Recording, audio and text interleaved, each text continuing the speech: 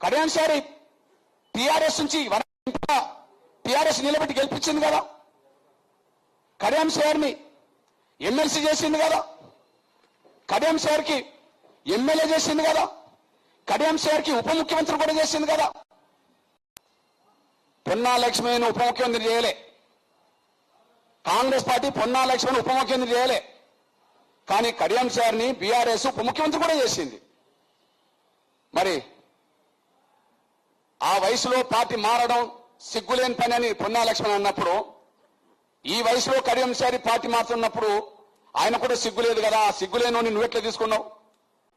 కళ్యాణ్ సారి TRS నుంచి TRS నిలబెట్టి గెలిపించింది కదా, కళ్యాణ్ సార్ని ఎమ్మెల్సీ చేసింది కదా, కళ్యాణ్ సార్కి ఎమ్మెల్యే చేసింది కదా, కళ్యాణ్ సార్కి ఉప ముఖ్యమంత్రి కూడా చేసింది కదా. పొన్నా లక్ష్మిని ఉప ముఖ్యమంత్రి చేయలే, కాంగ్రెస్ పార్టీ పొన్నా లక్ష్మిని ఉప ముఖ్యమంత్రి చేయలే, కానీ కళ్యాణ్ సార్ని